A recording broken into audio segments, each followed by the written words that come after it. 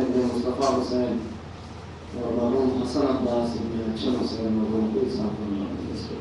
رب العالمین والصلاة والسلام علی اشرف الانبیاء والمرسلین سیدنا و نبینا و شفیع ذنوبنا مولانا بالقاص محمد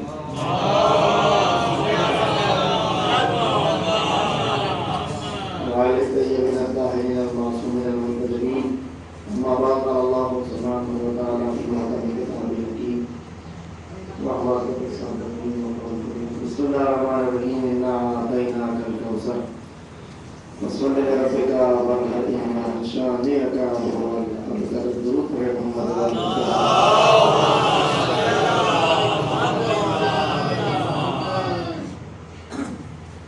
سورہ کوثر جب نازل ہوا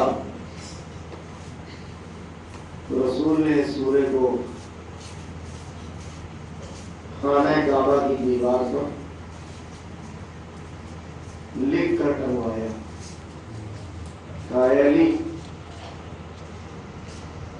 اس سورہ کوثر کو جا کے کعبے کی دیوار پر لٹکا دو، کیونکہ علی اور رسول خاصان خدا ہے، ان کو ہر چیز پتہ ہے۔ مولا کائنات گئے اس زمانے میں لکھنے کے لیے ہرن کی کھال، بکری کی کھال، اور قرآن لکھنے کے لیے اونٹ کی ہڈی، کیونکہ ان کے پاس کچھ تھا ہی نہیں عربوں پاس۔ آج بھی آپ مدینے میں جائیے تو آپ کو روضہ رسول میں جو میوزیم ہے، یہ 4 میوزیم ہے مکہ مدینے میں، اس میں زیادہ تر قرآن جو ہے وہ کھالوں پر، پتھر پر اور اونٹ کی ہڈیوں پر لکھا وہ ملے گا جو اس زمانے کا ہے موجود، کیونکہ اس زمانے میں کاغذ کا کوئی نہیں ہے، کاغذ کو ڈیولپمنٹ ہے بعد میں آیا۔ مولا کرام نے سورہ کوثر کو ایک کھال پہ لکھا اور لے جا کے خانہ کعبہ پہ اوپر لگا دیا، اس کے نیچے سب کی عبادتیں لگی ہوئی تھی۔ یہ وہ دور تھا کہ جب لوگوں کے ذہنوں میں خناس تھا، عرب، عجم، گورا، کالا، امیر، غریب، چھوٹا بڑا، یہ خناس تھا عربوں کے ذہن میں۔ تو کوئی بھی کام اتنا آسان نہیں ہوتا ہے کہ ایک دن کے اندر ہو جائے، اس کے لیے رسول نے محنت کی، رسول اللہ نے محنت کی اس لیول پہ لانے کے لیے کہ آدمی وہاں تک آ جائے کہ جہاں پر یہ فرق ختم ہو جائے۔ اس فرق کو ختم کیا رسول نے۔ کیسے ختم کیا؟ رسول کے دور میں ہمیں نظر آیا کہ رسول نے اس فرق کو ایسے ختم کیا کہ جب نماز کا حکم آیا تو غلام بھی سامنے کھڑا ہے، آپ بھی کھڑا ہے، اور اکثر آپ نماز پڑھتے ہیں تو نماز میں ایک چیز آپ نے غور کی ہوگی، کبھی 2 صف ہوتی ہے، کبھی 3 صف ہوتی ہے، کبھی 4 صف آدمی زیادہ ہوتے ہیں۔ اکثر ایسا ہوتا ہے کہ ہمارا سر وہاں پر سجدہ ہوتا ہے جہاں پر ایک غریب آدمی کا پیر آگے آنا ہوتا ہے۔ وہ بہت غریب آدمی ہے، ہمیں پتا ہے سماج میں بیچارہ رکشہ چلاتا ہے، لیکن جب ہم سجدے میں گئے تو میرا سر اس کے پیر کے پیچھے تھا، تو ذہن میں آتا ہے کہ اللہ نے یہ کیا کیا کہ ایک غریب کے پیر کے پاس ہم کو سجدہ کرا رہا ہے، یہ کیا سسٹم ہے؟ کہا اللہ نے رکھا ہی اس لیے ہے تاکہ تمہارے ذہنوں سے خناس مٹ جائے کہ یہ امیر ہے، یہ غریب ہے۔ کیوں؟ کیونکہ جب ہماری بارگاہ میں آؤ تو ہمارے لیے نہ تم امیر ہو نہ وہ غریب ہے، ہمارے لیے سب سے بڑی چیز ہے تقویٰ۔ جو تقویٰ اختیار کیے ہوئے ہیں وہ سب ایک سب میں کھڑے ہوئے اور سب ہمارے لیے برابر ہے۔ اقرار کرے محمد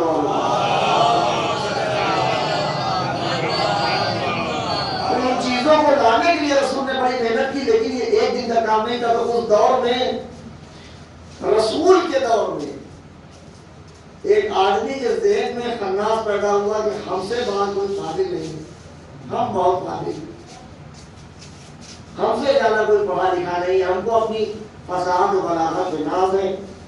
مکے کا رہنے والا تھا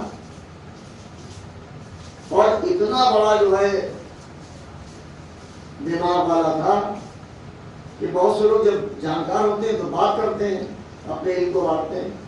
اس کا کہنا تھا میں بول لوں گا تو میرے الفاظ جو ہے وہ ضائع ہوں گے، اس لیے میں بول لوں گا نہیں۔ لوگ آتے سب کے پاس دیکھیے یہ ہم نے کیسا لکھا ہے؟ تو وہ نرکول کے قلم سے اٹھا کے اس کے اوپر اگر صحیح لکھا ہے تو ٹھیک کرتا تھا ورنہ کاٹ دیتا تھا، بولتا نہیں تھا۔ یہ تاریخ اسلام میں عرب کی تاریخ میں لکھا ہے۔ اس کا نام لکھا کیا تھا؟ اس کا نام تھا شاشا، شین عین شین عین، بولتا نہیں تھا۔ یہ بڑا مشہور بات تھی مکے میں۔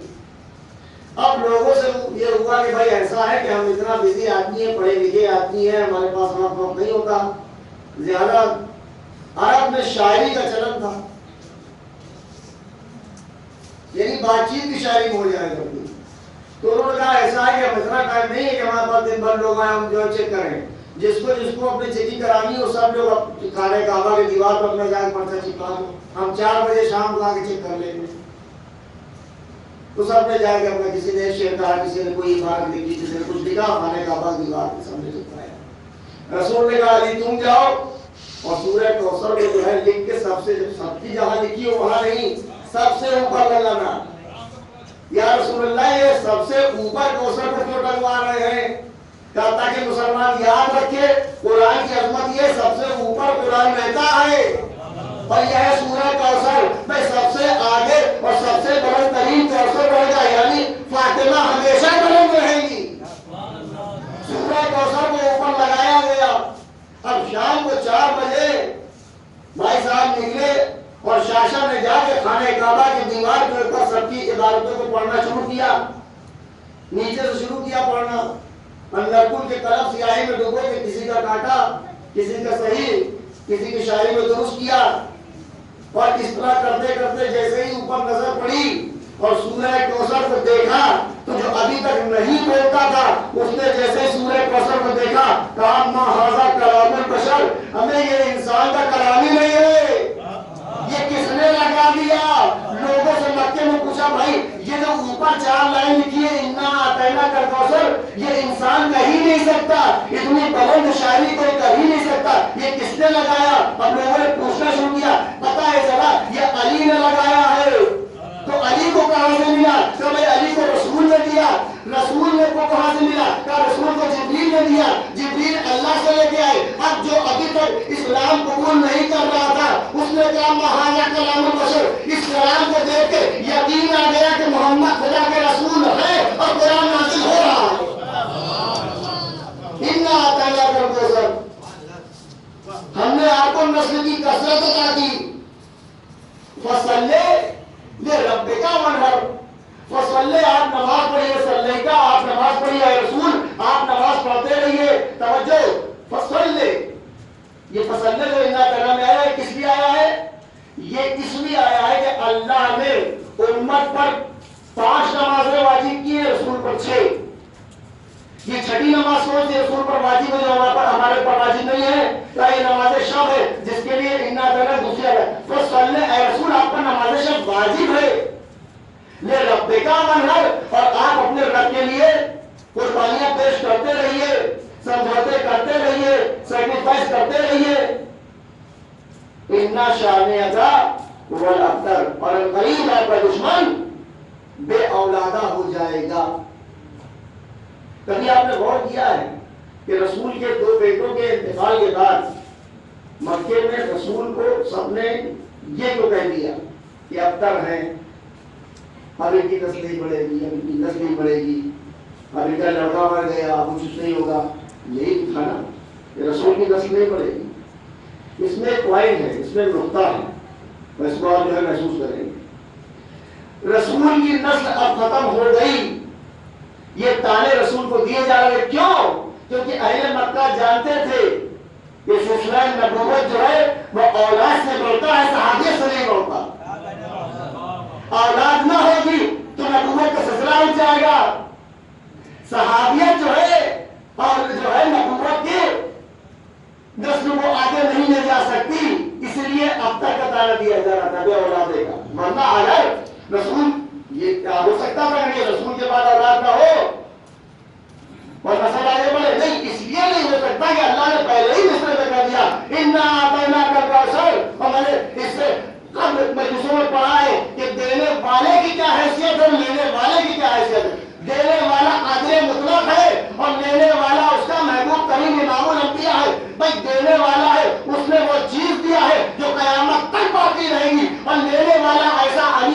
کہ جس نے ہم تک قرآن پہنچایا، نماز پہنچایا، روزہ پہنچایا، حج و زکات پہنچایا، اور اتنا بڑا احسان ہے کہ محمد نے ہم تک غدیر پہنچایا اور علی ابن ابی طالب کی ولایت پہنچایا۔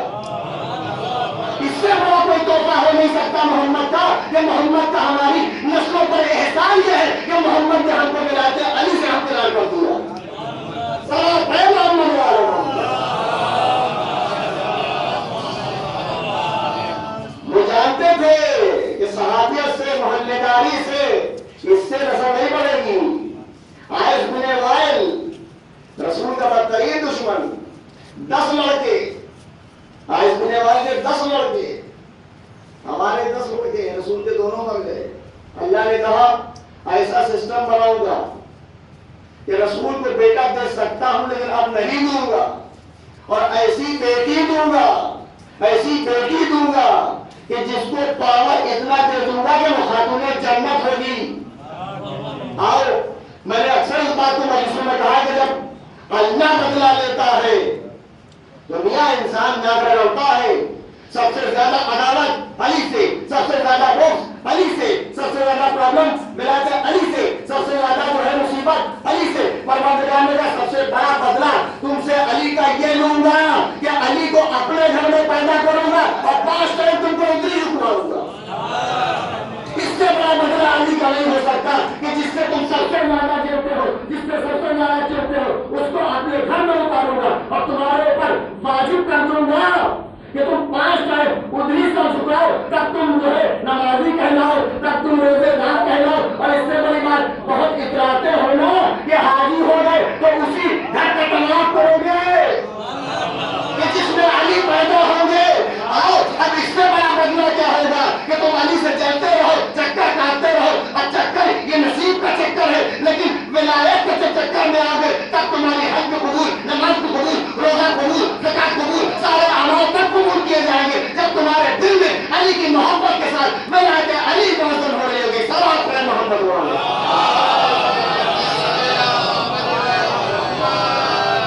علی کے بنا کچھ ہونے والا نہیں ہے۔ آپ علی کے فضائل بہت پڑھتے ہیں، اپنی مجلسوں میں علی کا ذکر بہت کرتے ہیں۔ ہم نے کہا یہ ہم سے نہ کہو، یہ مودی جی سے جا کے پوچھو کہ سب سے زیادہ جو ہے پولیس پاکستان کے بارڈر پہ کیوں ہے؟ بھائی ہندوستان کے جتنے بھی بارڈر ہیں وہ بہت سارے ملکوں سے ٹچ کر رہے ہیں۔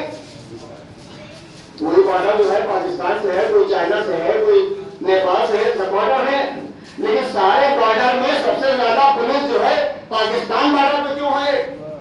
ان کا تو سمجھا نہیں۔ جس بارڈر سے زیادہ خطرہ ہوتا ہے ادھر پولیس زیادہ لگائی جاتی ہے، جس بارڈر پہ زیادہ خطرہ ہوتا ہے ادھر پولیس زیادہ لگتی ہے۔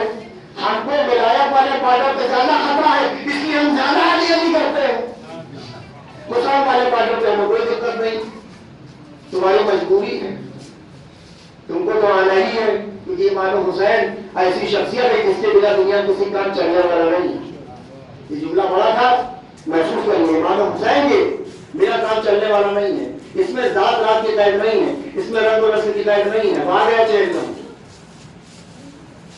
دیکھیے جا کے، امام حسین کے روزے کے اوپر ہندو بھی ہیں، سکھ بھی ہیں، عیسائی بھی ہیں، اور سب اپنے اپنے لباس میں اپنے اپنے نشان لے کے آتے ہیں۔ عیسائی اپنا نشان لے کے آتا ہے کہ دیکھو ہم مسیحی ہیں لیکن چہلم کرنے کا بڑا ہے۔ پوری دنیا میں ایک ایسا مذہب دکھاؤ کہ جس کی غم کے موقع پر سارے مذہب آتا ہے پرسہ دینے، نہیں ملے گیا۔ حضرت عیسیٰ کا معاملہ ہے وہ اپنا فرم ہے، مانتے ہم بھی ہیں، مگر ان کیا جاتے نہیں ہیں کہ کلم سے جا کے لے چلے جائیں۔ پوری دنیا میں کسی کو دیکھا آپ نے 25 دسمبر کو راجہ پاس عالم لے کے جو ہے جلسہ کر گیا ہو؟ نہیں دیکھیں گے آپ، مگر ہم نے دیکھا کہ محرم میں عیسائی اپنا پرچم لے کے کربلا جاتے ہیں۔ کیوں بھائی کیوں اتنا متاثر ہے؟ امام حسین نے کیا کیا ہے؟ امام حسین نے جو ہے کسی مذہب اور ملت کے لیے جو ہے قربانی نہیں پیش کی، امام حسین نے کربلا میں انسانیت کو بچایا ہے۔ معمولی بات نہیں کی۔ جو لوگ کربلا کے واقعے کو پڑھتے ہیں تو سمجھتے ہیں کہ کربلا کیا ہے۔ کربلا ایک دن کا کوئی حادثہ نہیں تھا، کربلا آئین ہے، کربلا संविधान है, کربلا وہ پلیٹ فارم ہے کہ جہاں سے ہمیں زندگی جینے کا سلیقہ ملتا ہے. میں نے 2-3 دن پہلے مجلس پڑھی تو اس بات کو پھر دوہرا رہا ہوں. یہ ہر معاملے میں لڑائی ہو, جھگڑا ہو, فساد ہو, خون ہو, کوئی بھی معاملہ, 2 پارٹی ہوتی, ایک وہ ہوتی جس نے مارا ہوتا ہے, ایک وہ ہوتی جس کا مارا گیا ہوتا ہے. آپ مذہب کی بات مت کریے, آپ کسی قبیلے کی بات مت کریے, خالی سیدھے سیدھے آپ کسی سے پوچھئے کہ بھائی 2 پارٹیاں ہیں, ایک آدمی مارا گیا ہے, ایک نے مارا ہے, ہنگامہ کون مچائے گا؟ جس پارٹی کا آدمی مارا گیا ہے, جس کے گھر کا مارا گیا وہ تو ہنگامہ کاٹے گا, کبھی تحصیل گھیرے گا, کبھی جمع جائے گا, کبھی عدالت جائے گا. کیوں؟ ہمارا مارا گیا. تو جس کے گھر کا مارا جاتا ہے وہ ہنگامہ مچائے گا, اور جس کے گھر کا نہیں مارا گیا ہے, جس نے مروایا ہے, وہ کہے گا ہمیں یار بتاؤ, دباؤ معاملے, بات ہی نہ نکلے. مقبول جو ہے وہ چاہتا ہے بات نہ نکلے, فائل نہ کھلے, اس لیے جب فائل کھلے گی تو بات دور تک جائے گی. جب بات دور تک جائے گی تو پھر جو ہے پوچھا جائے گا کس نے مارا, کون مارا, تو قاتل پکڑے جائیں گے, قاتل پکڑے جائیں گے. تو جو مارتا ہے وہ کبھی نہیں چاہتا فائل کھلے, لیکن جس کا مارا گیا ہے وہ آوازہ مچاتا ہے. بس یہی فرق ہے ہم میں اور لوگوں میں.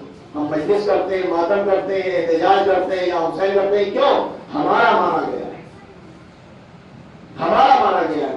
اور جو ہنگامہ نہیں مچا رہے ہیں ان کا نہیں مارا گیا ہے. اب اس میں بھی جس کا نہیں مارا گیا اس میں بھی 2 کھنڈ ہیں. ایک وہ ہے جن کا مارا نہیں گیا لیکن وہ آتے ہیں, کسی مذہب کے ہو, مذہب کی قید نہیں ہے. ہر شریف النفس انسان کا اس سے بعد ان کا اس مجلس نہیں ہو سکتا کہ ہر شریف النفس انسان امام حسین کو چاہتا ہے. بڑی پرانی مثال ہے کہ الیکشن کے دور میں بڑا ہنگامہ رہتا ہے. اچھا عجیب بات ہے, الیکشن ایک ایسی چیز ہے کہ بڑی دلچسپ چیز ہے. علامہ شبلی نعمانی ایک بڑا رائٹر ہے, انہوں نے کتاب لکھی الفاروق, اور اس میں پورا تاریخ اسلام لکھی. پوری کتاب میں نے پڑھی, ہو سکتا ہے مولانا نے بھی پڑھی ہو. علامہ شبلی نعمانی نے اس میں قوانین اسلام کیسے نافذ کیے گئے عرب میں اس کے اوپر بات کی ہے. کہ تھانہ کس نے بنایا, پولیس کس نے بنائی, دارالمعارف کس نے بنایا, دارالنظر کس نے بنایا, اور سارا کریڈٹ جو ہے دوسرے چچا کو دیا انہوں نے, جو انہوں نے بنایا. پولیس یہ بنائی, ان کا یہ بنایا, یہ بنایا, یہ چیزیں. اس میں انہوں نے تاریخ اسلام میں لکھا کہ مولائے کائنات نے جب بانٹنا شروع کیا پیسہ, ادھر آیا کہیں سے ادھر بانٹ دوسرا بھائی کو, انہوں نے کہا نہیں بھائی یہ طریقہ صحیح نہیں, اس پر تو کوئی بچے گا ہی نہیں. ادھر آتا ہے سب بانٹ دیتے ہیں, پیسے کہو بھیا نہ بانٹو, تھوڑا بہت برے واقع رکھتے رہو. تو یہ علی کہتے ہیں کہ بھیا پتہ نہیں کا صبح زندہ رہے. اچھا ایسا ہے کہ دارالمعارف والا معاملہ جو ہے یہ ہم بنا رہے ہیں, اس میں پیسہ رہے گا, اور یہ رہے گا, وہ رہے گا, اور اس میں سب جمع ہوگا. خلیفہ ثانی کی بات, انہوں نے اپنا انہوں نے دارالشرکا بنایا, اور یہ بنایا, وہ بنایا, ساری چیزیں بنائی, اور مولانا کرام تو اس سے مبالغہ کیا کہ نہیں یہ سب بانٹ دیتے ہیں. یہ پوری تاریخ ہے عرب کی. تو اب اس میں ایک پارٹی وہ ہے کہ جو الیکشن لڑ رہی ہے, اور ایک پارٹی وہ ہے کہ جو پرچہ داخل کرنے جا رہی ہے. سب کے اپنے اپنے کو ہیں, کئی پارٹیاں ہو گئی دھیمے دھیمے. تو یہ الیکشن شروع کہاں سے ہوا؟ بھائی دنیا میں کہیں پہلا الیکشن ہوا ہوگا نا. علامہ شبلی نعمانی نے لکھا کہ مدینے میں سب سے پہلا الیکشن ہوا, اور میں آپ کو ایڈریس بتا دے رہا ہوں, وہاں جا کے اس کو پتہ کر لیجیے گا. روضہ رسول مسجد نبوی گیٹ نمبر 324 کے سامنے بالکل ایک باؤنڈری اور عمارت بنی ہوئی ہے, اس پہ لکھا ہوا بڑا بڑا سقیفہ بنی ساعدہ. چھپی لگی بات نہیں ہے. مدینے میں جب آپ گائیڈ سے پوچھیے تو کہے گا ہاں یہاں پر جو ہے حضرت ابو بکر کو خلیفہ بنایا گیا, الیکشن ہوا. تو الیکشن میں ہوتا کیا ہے, پرچہ سب داخل کرتے ہیں, لیکن نتیجہ آنے کے بعد جیتتا ایک ہے، صحیح ہے نا؟ جو ہار جاتے ہیں ان کا موڈ خراب رہتا ہے، پیسہ بھی خرچہ کیا، بانٹا بھی، اب تو نہ جانے کیا کیا پڑتا ہے پیسے کے ساتھ۔ ہارنے کے بعد ہفتہ 10 دن تو بہت پریشانی، بڑی الجھن، کسی کا سامنا نہ ہو، یہ ذکر نہ آئے، یہ بات نہ ہو۔ جو جیتا ہے اس کے چاہنے والے گلاب کا ہار بنا کے اس کے گلے میں ڈالتے ہیں، کہتے نہیں نہیں جلوس نکلے گا۔ اسے کیسے؟ جیتے ہوئے آدمی کا جلوس نکلے گا، اور جلوس نکلتا ہے۔ یقین مانیے بڑی نفسیاتی بات ہے، جیتے ہوئے آدمی کا الیکشن میں جو جلوس نکلتا ہے تو جو ہارا ہوا ہوتا ہے اس کو بہت تکلیف ہوتی ہے۔ قسم خدا کی وہ چاہتا ہی نہیں کہ وہ نعرے کی جو آواز آ رہی ہے تو کان میں روئی لگا لے، وہ برداشت ہی نہیں کرتا۔ یہ بالکل 2 اور 2 4 بات ہے، اس میں کوئی جو ہے فرق کی بات نہیں ہے۔ ہارا ہوا آدمی نہیں چاہتا کہ الیکشن میں جو جیتا ہے اس کا نام میرے سامنے آئے، بس میں نے مجلس پڑھ دی۔ جیتے ہوئے کا جلوس نکلتا ہے، ہارے ہوئے کا نہیں نکلتا۔ اور جو جیتی پارٹی ہوتی ہے اس کا جلوس، اب جپو دادا نے، جپو میاں نے ایک قصیدہ کہا تھا، اس کا مطلب تھا جیت گئی نبی کی ٹیم، جیت گئی نبی کی ٹیم، یہ قصیدہ تھا جپو میاں کا۔ تو اب یہی حالات ہے کہ جو پارٹی جیتی ہوئی ہے وہ جلوس نکالتی ہے، اور ہاری ہوئی پارٹی کے لوگ چاہتے نہیں جلوس نکلے۔ اچھا بہت سے لوگ ایسے منافق ہیں جو تھے اس پارٹی میں لیکن جیتنے کے بعد سب اس پارٹی میں آ گئے۔ مولانا حسن میدی نے کہا کربلا کے دشت میں پہچانتے نہ تھے اور سب یہ کہہ رہے ہیں ہمارا حسین۔ یہ کربلا کا جلوس یہ جیتی ہوئی پارٹی کا جلوس ہے۔ جب جلوس نکلتا ہے تو جتنے شریف لوگ ہیں سب اس جلوس میں شامل ہوتے ہیں، چاہے کسی پارٹی کے ہو، مگر اس جلوس محمدی کو دیکھ کے اگر کسی کا چہرہ بگڑ جائے اور کسی کے دروازہ کھڑکی بند ہو جائے، آپ یقین مانیے اس کا سلسلہ بنی امیہ کے علاوہ کسی سے ہو نہیں سکتا۔ جیتی ہوئی ٹیم ہے، جس کا مارا گیا ہے وہ مطالبہ کرتا ہے اس ذکر کا۔ یقین مانیے ہم سب امام حسین کے چاہنے والے ہیں، ہمارا مطالبہ ہے کہ مجلس ہو، ہمارا مطالبہ ہے کہ مسائل پڑھے جائیں۔ کیوں؟ قسم خدا کی میرا اپنا عقیدہ ہے کہ کربلا میں رسول اللہ کی بیٹی تو نہیں تھی، مگر وہ جو بیٹی کے دل میں کسک تھی کہ بابا میرے لال کے ہوئے تو میرے نے کہا کہ جس نے اس منظر کو جو ہے نظم کیا ہے کہ جب رسول نے کہا کہ بیٹی فاطمہ تمہارا یہ لال کربلا کے میدان میں شہید کر دیا جائے گا، تو میرے نے اس کو نظم کیا ہے کہ بچے کی میری تعزیہ داری کرے گا کون؟ منہ ڈھا ڈھا گریا زاری کرے گا بابا کیا یہ لوگ روئیں گے بھی؟ کہا ہاں فاطمہ تمہارے لال کو وہ لوگ ایسے ہی روئیں گے جیسے اپنے بچے کو روتے ہیں۔ کہا بابا یہ کیسے ممکن ہے کہ لوگ اپنے لال کی طرح ہمارے لال کو رکھا؟ دیکھنا فاطمہ یہ اللہ کا انتظام ہے، ایک زمانہ آئے گا کہ خدا ایک قوم پیدا کرے گا، اس کے جوان جوانوں کا ماتم کریں گے، بزرگ بزرگ گریا کریں گے، بچے بچوں کو ماتم کریں گے۔ رسول کی دعا کی، خدا سے مطالبہ تھا، زمانہ گزر گیا لیکن امام حسین کے دل میں وہی بات تھی، حسین حسین آپ کا غم کتنا نفسیاتی ہے، ذرا سی بات بہت دیر تک رلاتی ہے۔ بس مجلس تمام کر دیا میں نے، چند جملے مسائل کے سن لیجیے۔ روایت کہتی ہے جنت البقیع کے قبرستان میں ام المنین جا کے بیٹھ جاتی تھی، مٹی کو ریت کو اکٹھا کر کے چھوٹی چھوٹی 4 ٹکڑے کر چاروں کے اوپر ہاتھ رکھ کے ام المنین فاتحہ پڑھتی تھی اور اس کے بعد اس کو مٹاتی تھی، کہتی تھی جعفر میں تم پہ نہ رہوں گی، عبداللہ میں تم پہ نہ رہوں گی، اور میں تم پہ نہ رہوں گی، عباس میں پوچھنے نہ روکی اور چاروں قبریں مٹانے کے بعد پھر ایک بڑی قبر اکیلی بناتی تھی اور کہتی تھی اے حسین میں تم پہ رو گی اس لیے کہ کربلا میں فاطمہ رکھی بھئی ماں عباس کی زندہ ہے عباس کو رونے کے لیے مگر ہائے کربلا 3 دن کا بھوکا ہوا پیاسا جس کا علاج شہید کیا گیا اس کی ماں کربلا میں رکھی. ہاں ہمارے بدو جملے غازی عباس کے حوالے سن لیجئے.